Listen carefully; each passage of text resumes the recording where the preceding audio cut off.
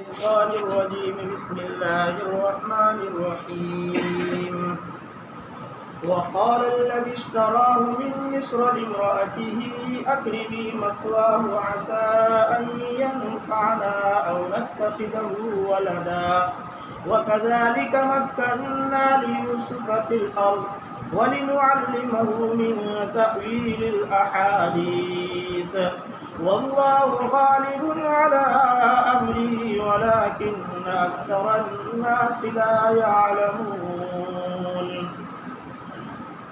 صدق اللہ العظیم۔ اپنی بات یہاں چلی تھی کہ یوسف علیہ السلام کو ان کے بھائیوں نے اندھیر کنویں میں ڈال دیا۔ وہاں ایک قافلے والے پہنچے اور قافلے والے نے وہاں ان کو نکالا۔ پھر بھائیوں نے جو ہے ان کے ساتھ جھیک جھیک کی اور اس کے بعد 20 درہم میں بیچ دیا۔ پھر انہوں نے لے جا کر شہر میں ان کا جب بھاؤ لگایا تو بھاؤ اتنا بڑھ گیا کہ کسی عام انسان کے اندر خریدنے کی طاقت نہیں رہی، تو عزیز مصر نے خریدا۔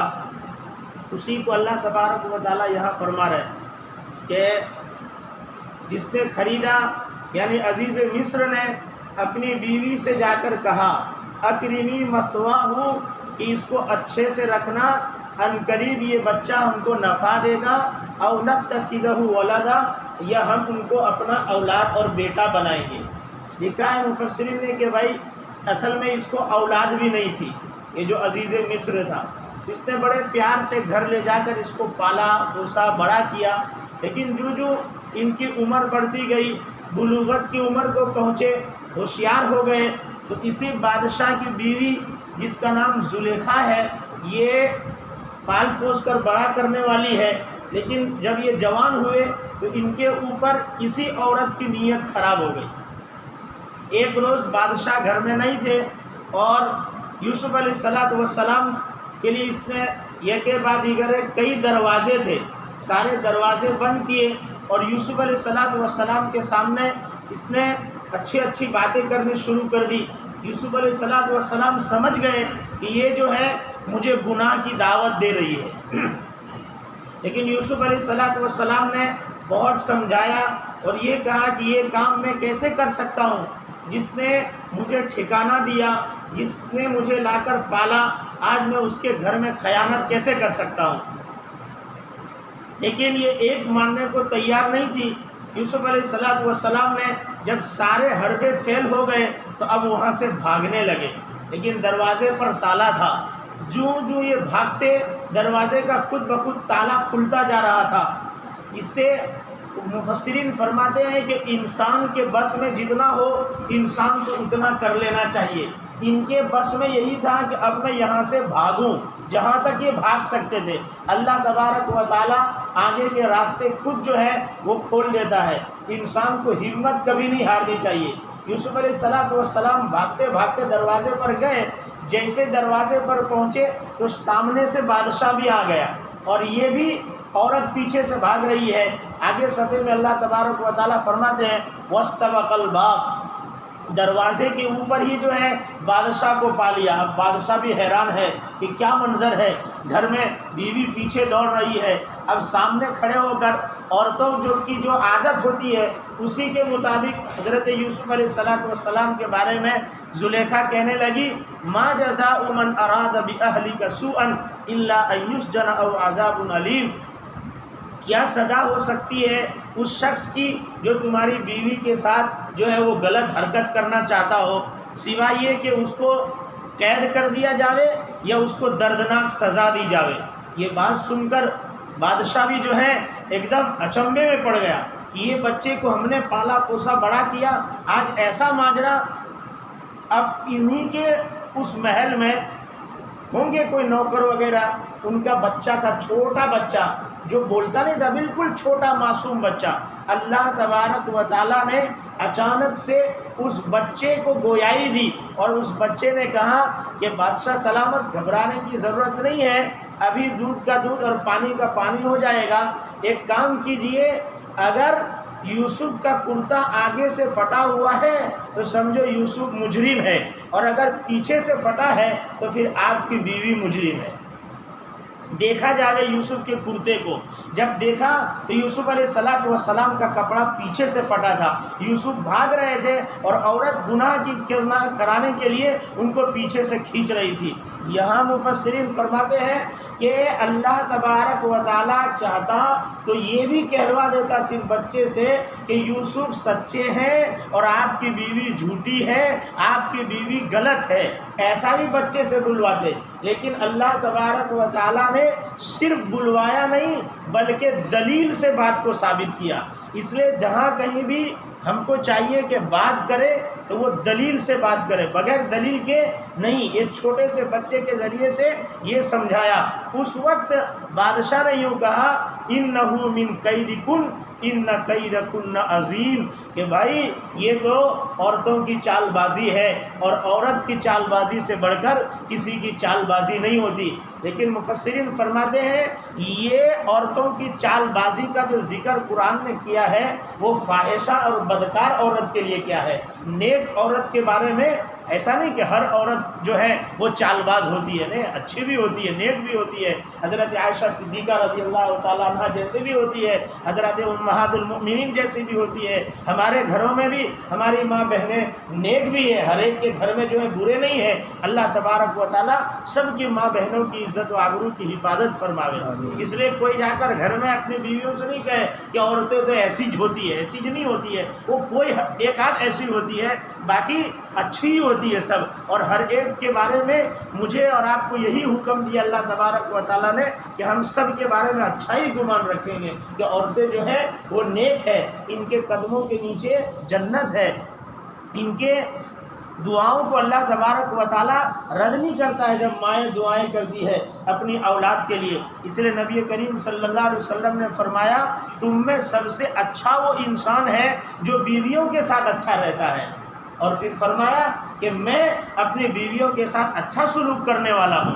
اس لیے بھائی گھر جا کر کوئی عورتوں کو یہ نہیں کہے کہ عورتوں دیوی، نہیں نہیں نہیں، اللہ تبارک و تعالیٰ نے ان کو بھی نیک مخلوق بنایا ہے۔ اللہ سب کے گھر میں عزت و عافیت عطا فرمائے۔ تو یوں کہا انَّهُ مِن کَیدِکُن اِنَّ کَیدَکُنَّ عظیم۔ اب یوسف علیہ السلام کو بادشاہ کہنے لگے یوسف اعرض عن ھذا، یوسف جانے دے، بات ختم کر۔ حالانکہ ہونا یہ چاہیے تھا کہ اس کو غصہ آتا، طیش آتا۔ لکھتے ہیں مفسرین یا تو وہ جو ہے اس کے اندر غیرت ہی نہیں تھی کہ اس کے بیوی کے بارے میں یہ سب بات ہو رہی ہے اور اس کو غصہ نہیں آ رہا، یا یہ کہ چونکہ سامنے نبی تھے اس لیے اللہ تبارک و تعالیٰ نے ان کو وہاں ٹھنڈا کر دیا اور اس کو غصہ آنے ہی نہیں دیا۔ تو کہا وَاسْتَغْفِرِي لِذَنبِكِ إِنَّكِ كُنْتِ مِنَ الْخَاطِئِينَ، بیوی سے کہا کہ دیکھو تم ہی غلطی کرو، گناہوں سے استغفار کرو، تم خطا کار میں سے ہو۔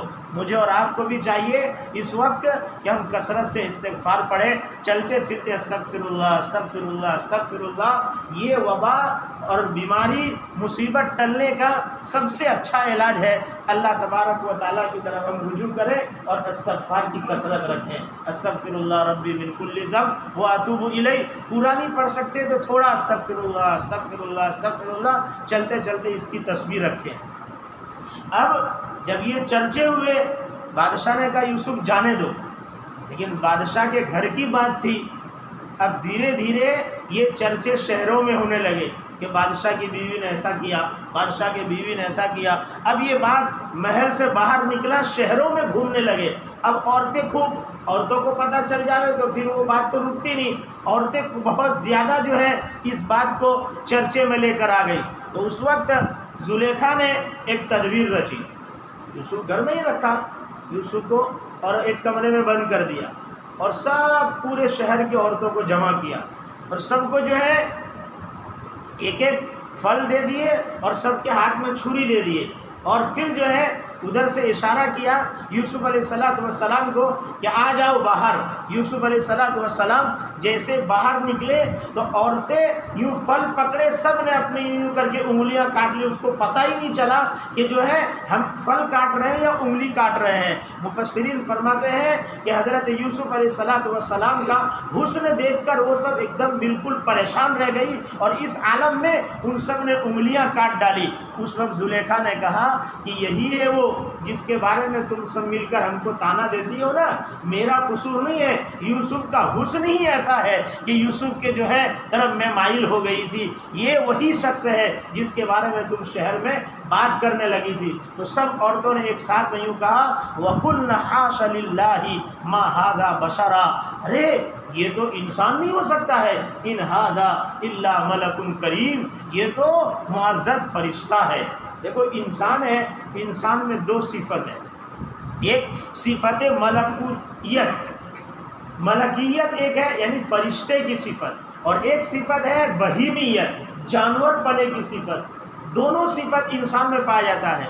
جو فرشتے کی صفت ہے وہ مان کر چلنے کی صفت ہے، اور جانور پنا جو ہے بہیمیت، وہ نہ ماننے کی صفت ہے۔ انسان میں دونوں چیز ہے، اس لیے انسان جب ماننے والی صفت پر چلنے لگتا ہے تو وہ ایسے اونچے درجے پہ چلا جاتا ہے کہ اللہ کی نگاہ میں وہ ولی بن جاتا ہے، اور انسان جب نہ ماننے والی بات منمانی کی زندگی جینے لگتا ہے تو پھر اللہ تبارک و تعالیٰ اس کے لیے فرماتے ہیں اولئک کالانعام بل ہم اضل، یہ جانور بلکہ جانور سے ہی بدتر ہے۔ جانور سے بدتر کیوں ہے؟ اس لیے کہ جانور میں صرف منمانی ہی کی صفت تھی، اور انسان میں منمانی کے ساتھ ساتھ جو ہے وہ نہ ماننے والی بھی صفت تھی، اس کے باوجود اس نے جانور پنا کیا تو کہا اولئک کالانعام بل ہم اضل۔ انسان جب جانور پنے پہ جاتا ہے تو بالکل نیچے گر جاتا ہے، اور انسان جب فرشتے کی صفت پر جیتا ہے تو انسان اللہ کی نگاہ میں ولی کامل بن جاتا ہے۔ اللہ کی نگاہ میں ایسا ہو جاتا ہے کہ وہ ہاتھ اٹھاتا ہے تو اللہ تبارک و تعالیٰ اس کے ہاتھ کو خالی نہیں بھیجتے۔ اب سوال ہے کہ یوسف علیہ السلام کو گناہ کی دعوت دی، اس کے باوجود یوسف علیہ السلام نے گناہ نہیں کیا، ایسا کیوں ہوا؟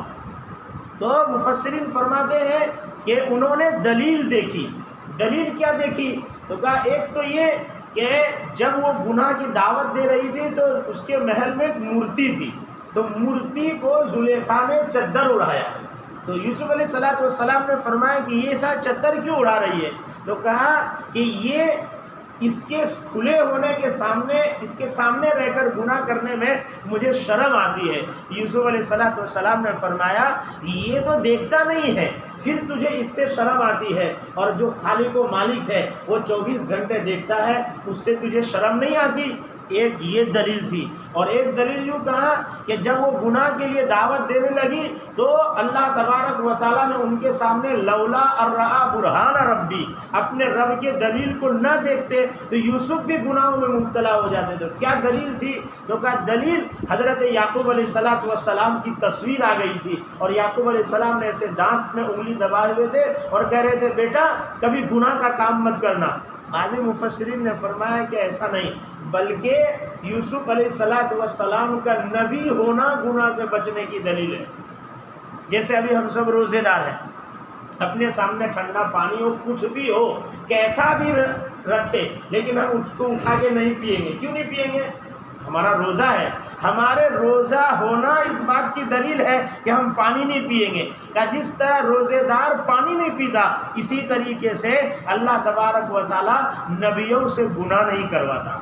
روزہ ہمارا پانی نہ پینے کی دلیل، نبی ہونا گناہ نہ کرنے کی دلیل ہے۔ اللہ تبارک و تعالیٰ نے ان کو اس طرح سے جو ہے وہ گناہوں سے بچایا۔ اس کے باوجود لیکن گھر کا مسئلہ تھا، عزت جا رہی تھی، تو اب اس کے لیے دوسری تدبیر رچی گئی۔ یوسف علیہ السلام کو جیل خانہ بھیجا گیا۔ انشاءاللہ اس پر ہم کل بات کریں گے۔